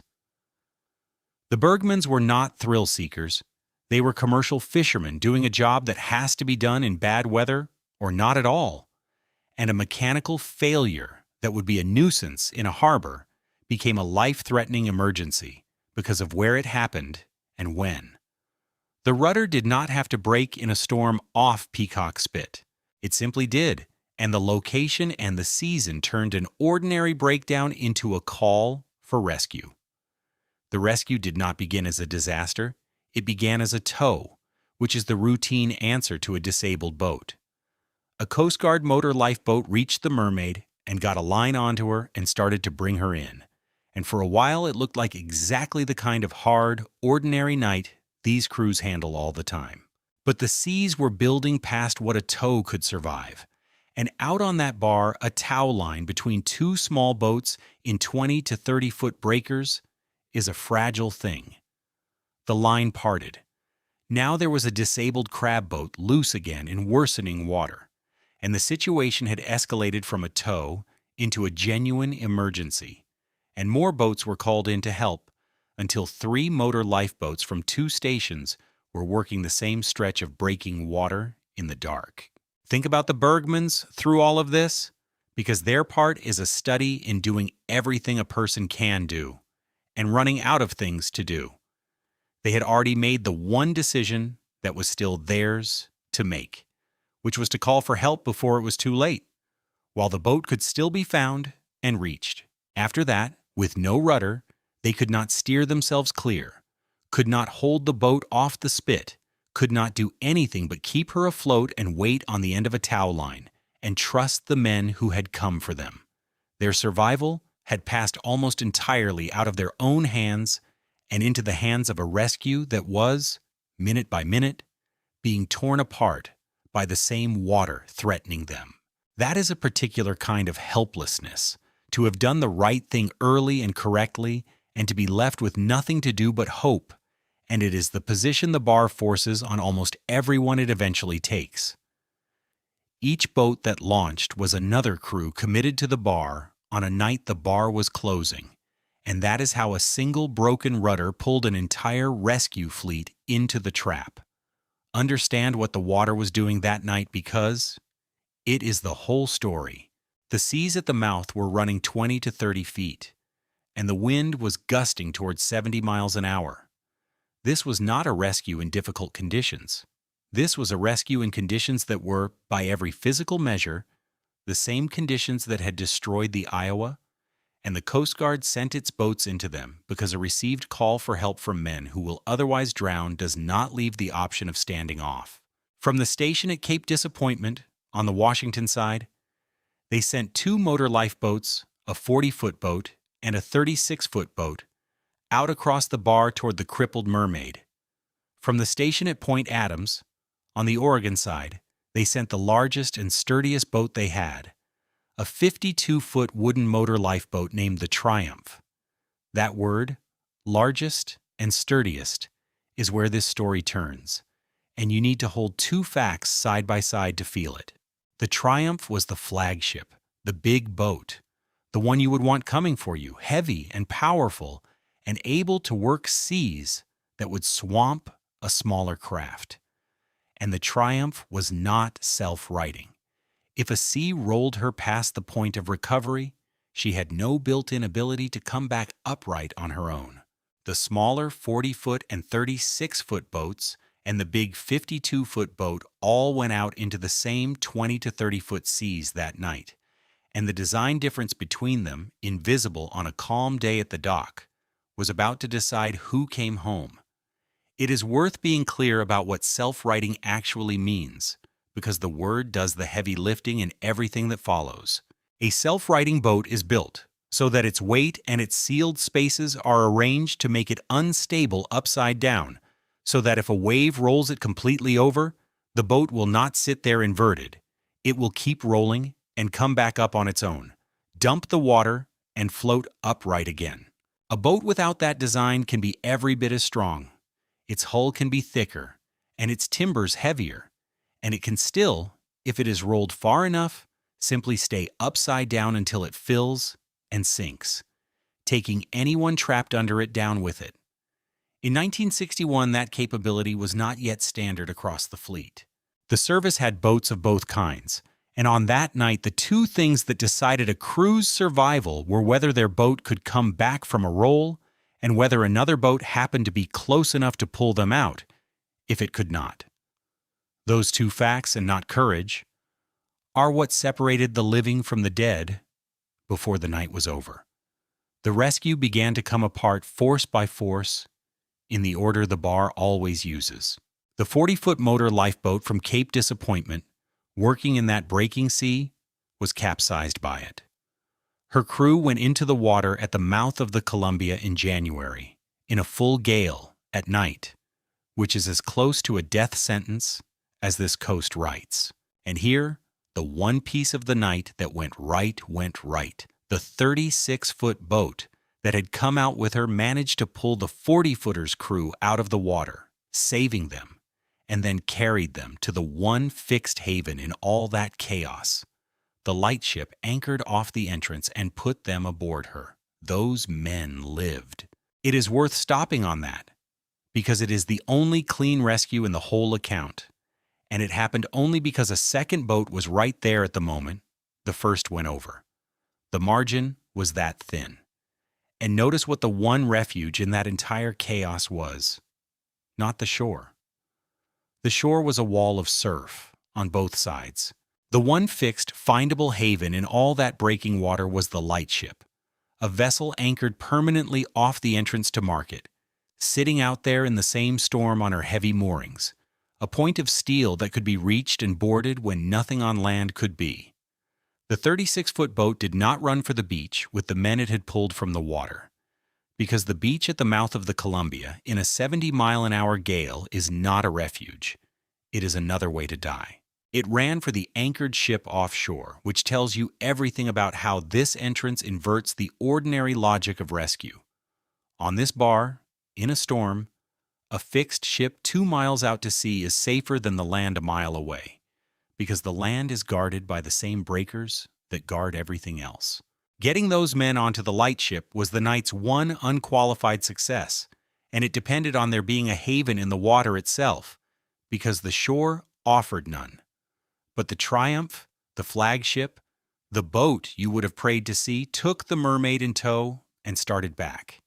And somewhere in that field of breaking water, a sea got her. A breaker capsized the 52-foot Triumph, and because she was not self-righting, she did not come back. She rolled and stayed rolled, and her crew was thrown into the same freezing, breaking water that had already taken the 40-footer's men, except this time there was no second boat alongside to pull them out, because the second boats were scattered across the bar dealing with their own survival. The strongest boat on the water that night, the one built to endure what the others could not, was the one the bar took. And it took her for the exact reason she was the flagship. Her size and her solidity had not been matched with the ability to recover from a roll. And when the Triumph rolled, there was no one left in position to save the men she spilled, which is the cruelest arithmetic of the whole night. Think about where the other boats were. The 40-foot boat had already capsized, and her crew had just been pulled from the water and carried off to the lightship. The 36-foot boat was occupied with exactly that, delivering the survivors to safety, well away from the Triumph. The rescue fleet that had gone out to help one disabled crab boat had, in the space of that night, been scattered and consumed by the bar one vessel at a time, so that at the moment the flagship went over and her crew went into the freezing water, the boats that might have reached them were capsized, or full of other survivors, or driven off. This is what it means for rescuers to fall into the same trap. It is not only that they can be capsized, it is that the trap takes them in sequence, each rescue attempt pulling in the next boat until at the decisive instant, the men who need saving are surrounded by other people fighting for their own lives, and the help that was theoretically nearby is not actually available. The bar does not just defeat one boat, it disassembles a rescue. What happened to the mermaid in the tumble is the kind of thing that only the sea arranges. Her tow gone, her rudder already lost. She was among the capsized Triumph's men, and the fishermen aboard the crab boat, the people the entire rescue had launched to save, managed to haul one of the Triumph's Coast Guardsmen out of the water and onto their own deck. For a moment, the rescued had become the rescuers, and then the mermaid herself, still without a rudder, still in 20 to 30-foot seas, was overwhelmed. She was lost too. The Bergman brothers, who had done everything right, who had called for help in time, who had just pulled a drowning Coast Guardsman aboard, did not survive the night. Sit with what that cost the people who lived around this entrance, because these were not strangers passing through. The Bergmans were local fishermen, brothers, the kind of men everyone in a small coastal fishing town knows. And the Coast Guardsmen who died were young men stationed at the mouth, part of the same tight community that works and lives beside this water. A town at the mouth of the Columbia did not read about this in a distant newspaper. It buried its own. And the particular cruelty of that night is that it took the rescuers and the rescued together, so that a community lost fishermen and the men who had gone out to save them in the same few hours, in the same water, a mile from home. There is a specific kind of grief that belongs to places like this, where the sea provides the living and occasionally collects on it without warning. And the mouth of the Columbia handed that town its worst version of it on a single January night. When the water finished with the mouth of the Columbia that night, 7 people were dead.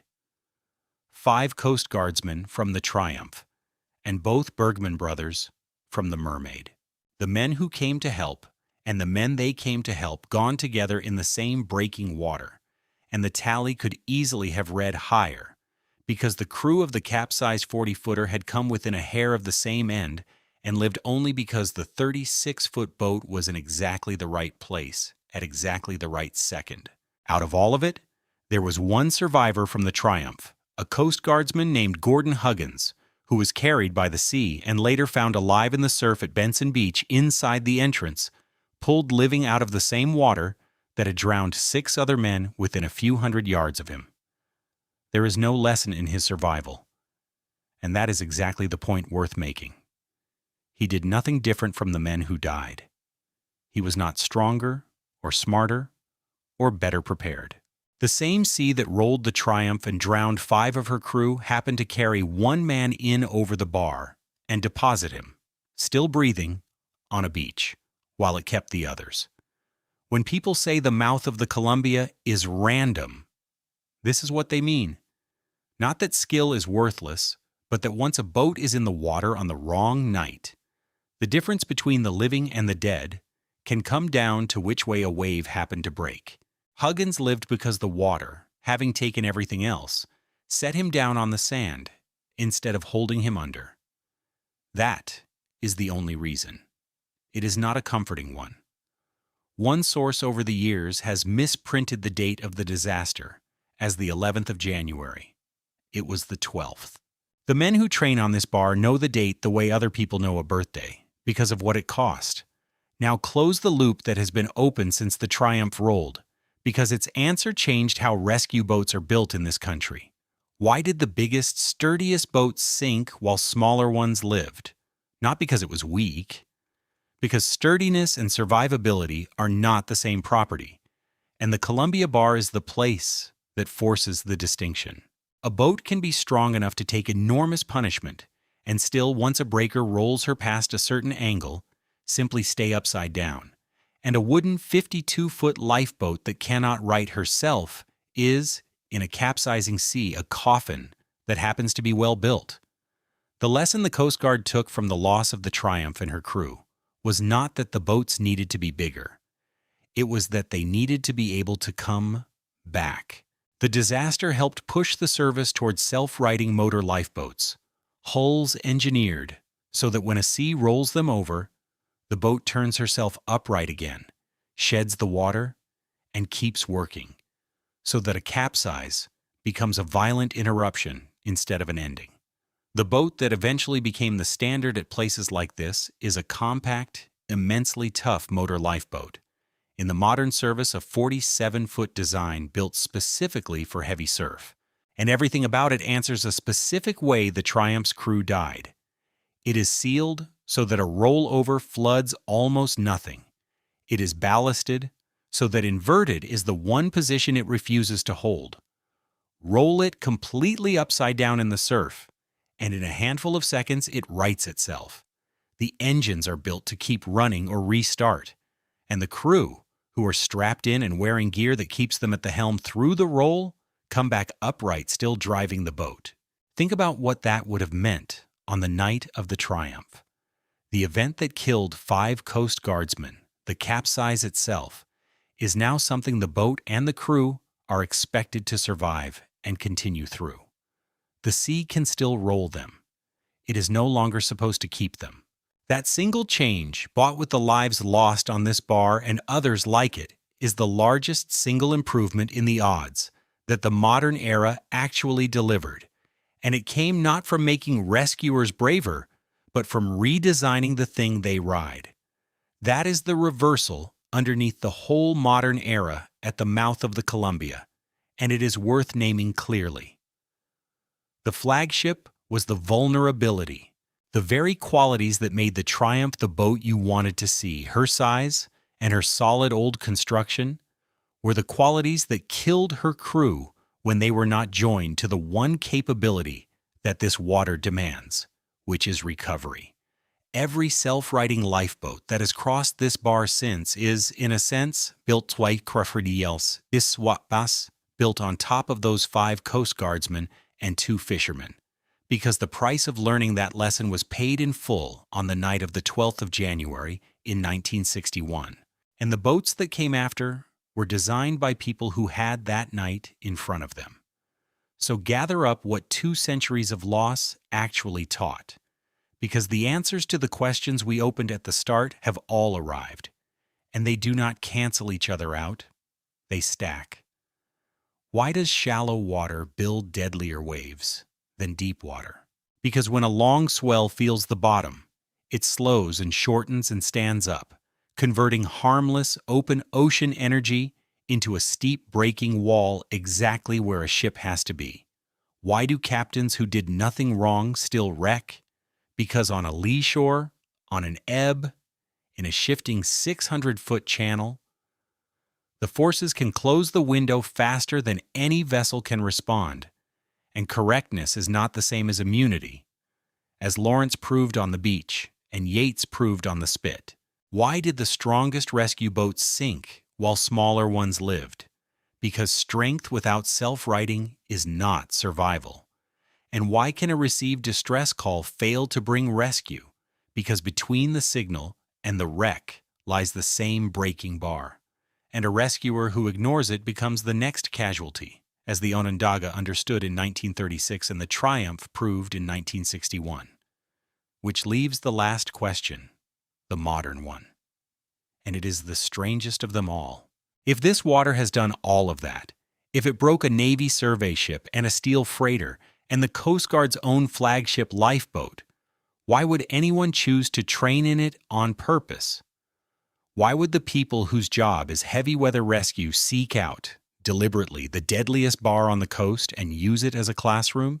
Because the same brutal logic that made this the worst place to cross makes it the best place to learn, and the deadliest water in the country became its national school for exactly that reason. Follow that logic because it is not obvious and it is not sentimental. You cannot learn to handle breaking surf in calm water for the same reason you cannot learn to swim on dry land. The skills that keep a boat and crew alive in a capsizing sea, reading the sets, timing the run, holding the boat's head to the worst of it, driving through a wave instead of being rolled by it, staying strapped in and functional through a rollover, can only be practiced in the conditions they are meant for. Anywhere gentle enough to be safe is too gentle to teach the thing. So the service does the counterintuitive thing and sends its people to the worst water it can find, because the worst water is the only honest teacher, and the coxswains who come out the far side of that training are the ones the whole country relies on when a rescue somewhere else exceeds what an ordinary crew can survive. The graveyard does not just take the unprepared.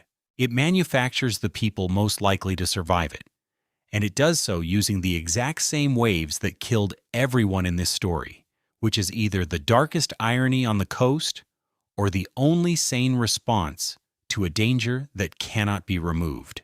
It is both. Stand at the mouth of the Columbia today, and it looks, at first, like a solved problem. The system that grew up around this bar is genuinely impressive, and none of it is empty. Every large ship still stops at the bar and takes a Columbia River bar pilot aboard. That institutionalized local knowledge, the descendant of the same discipline the Chinook practiced, and the pilot conducts the crossing, because 200 years have taught the shipping world that no chart substitutes for a person who reads this specific water for a living. Watch a modern crossing, and you can see the whole 200-year argument compressed into an hour. An inbound freighter from Asia slows off the entrance, and a pilot boat runs out through the swell, and the pilot makes that dangerous climb up the ladder or comes down by helicopter, and walks to the bridge of a ship he did not sail in on, and takes over her movement across the bar. On the bridge in front of him is everything the modern world can offer. Radar paints the shoals and the traffic. Satellite navigation fixes the ship's position to within a few feet and lays it over an electronic chart of the channel. The latest bar report and the wave and current readings are in his head and on the screens. And with all of that, the decisive act is still the same one that Chinook performed and Robert Gray performed. A human judgment about whether this specific water, in this specific hour, on this specific tide, can be crossed. The instruments tell the pilot where he is with a precision that would have astonished every captain in this story. They do not tell him whether to go. That judgment has never been automated. Because the thing it is judging, the moment when four forces align on a shifting bar, is exactly the thing no instrument has ever been able to predict from a mile out. The technology made the pilot better informed than any mariner in history. It did not replace him. And the shipping world has decided it never will, because being well-informed is not the same as being safe on the bar of the Columbia. Modern forecasting can see the storms coming across the Pacific days out, where the men of the Iowa had only the barometer and the sky. Radar and satellite navigation put a ship's exact position on a screen, so that the shifting channel can be held in weather that would have blinded a 19th century master. The entrance itself is wired now, too, in a way the old captains would have found miraculous.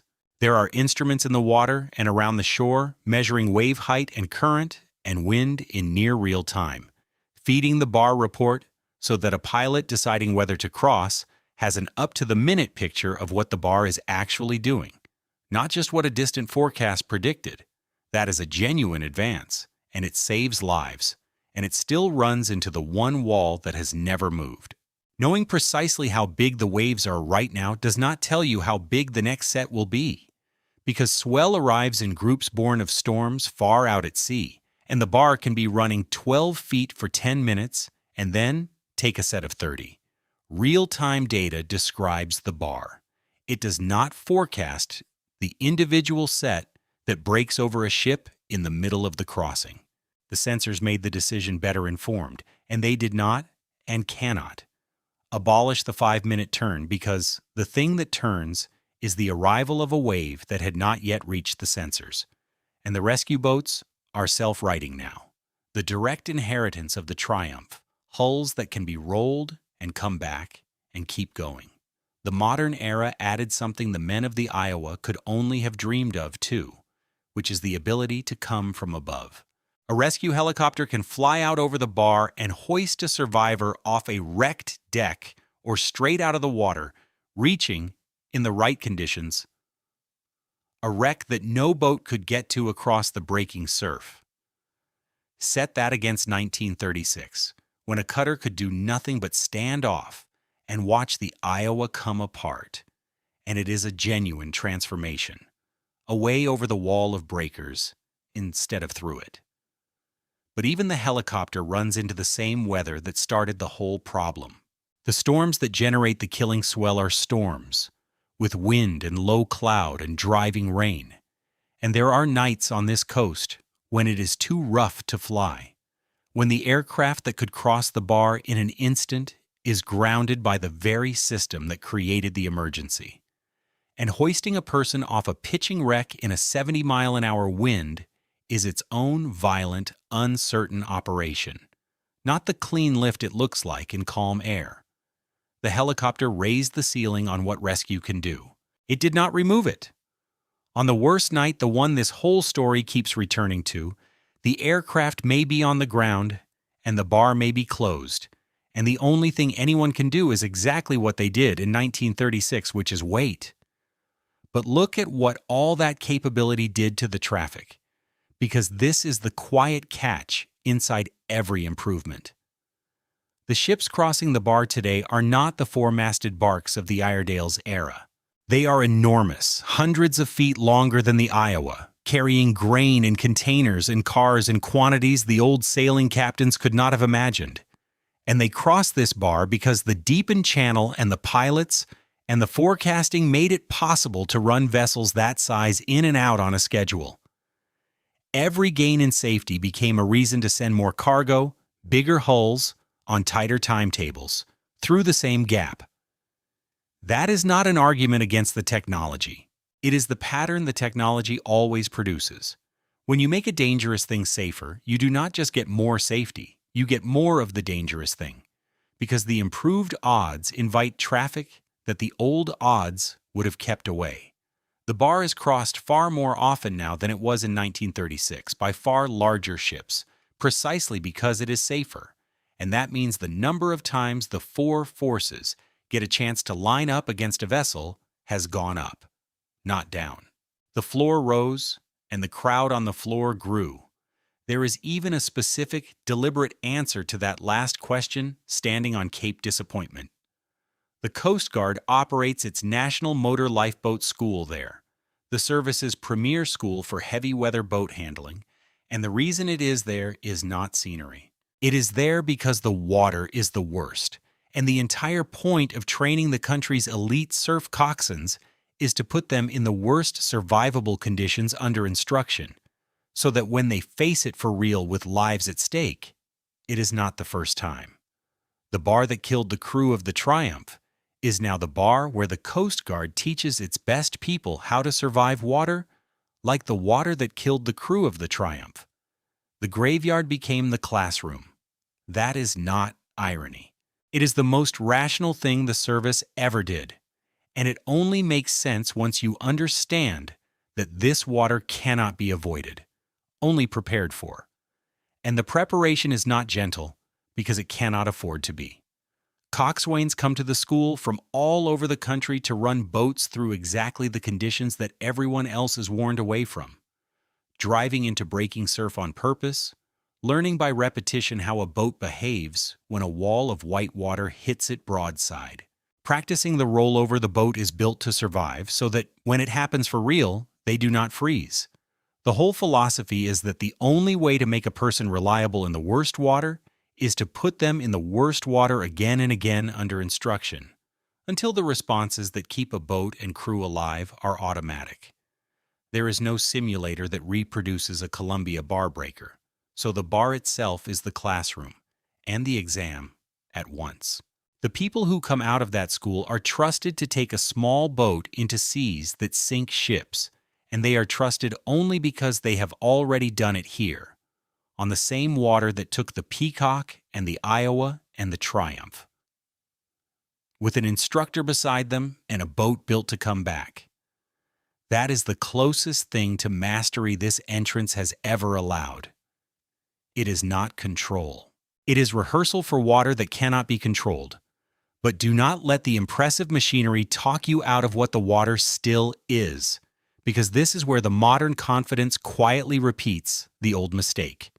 Every one of those improvements is real, and every one of them raised the floor.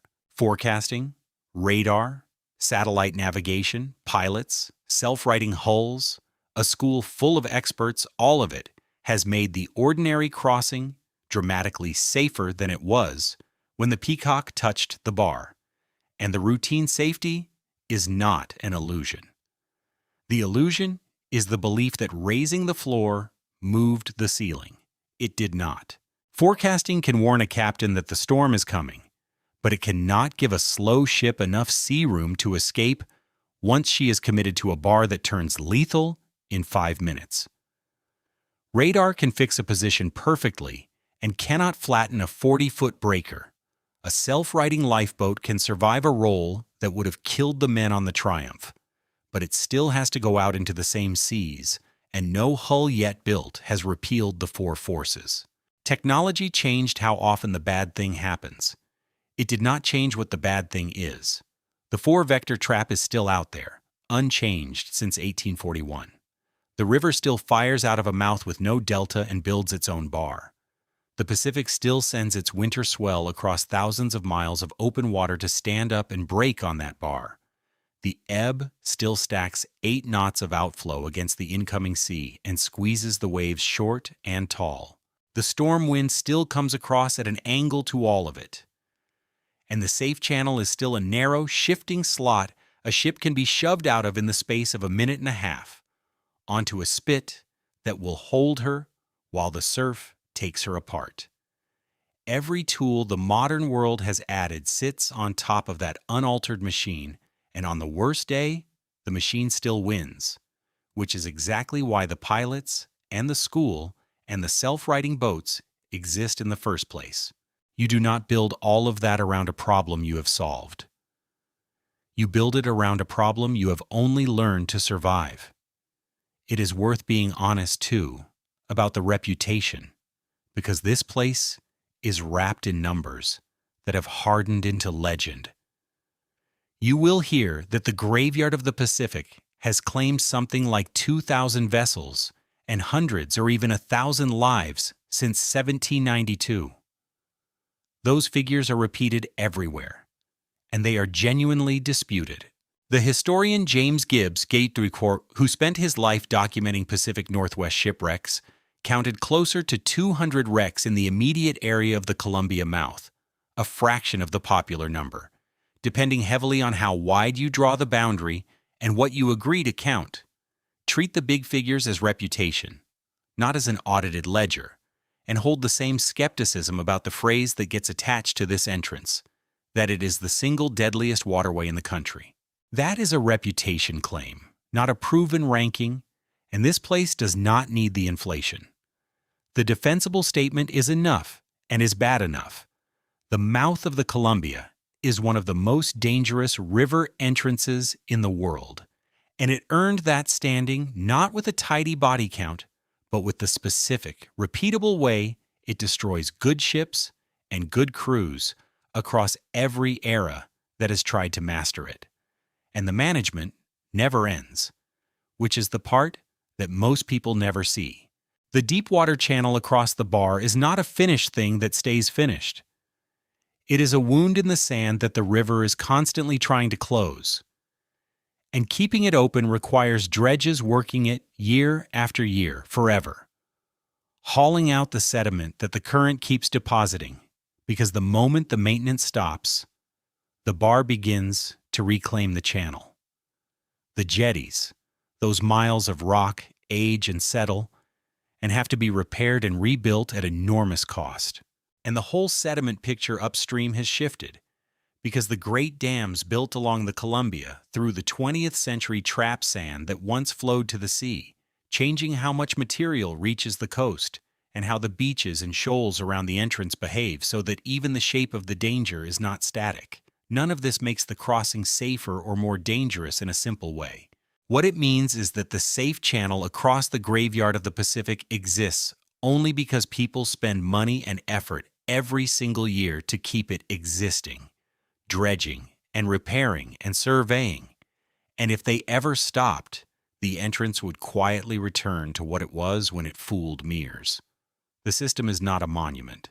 It is a machine that has to be kept running, and it is running right now. Because that is the thing the whole record proves, from the Peacock to the school on the Cape. It is not that this water is a graveyard in the melodramatic sense. It is that it is a system, and the system has never been dismantled, only managed. Geography set the constraints, a huge river with no delta forced through a narrow gap. Weather activates them, the Pacific storms arriving on their own schedule. Physics supplies the force, the swell standing up in shallow water against an opposing current and a crossing wind.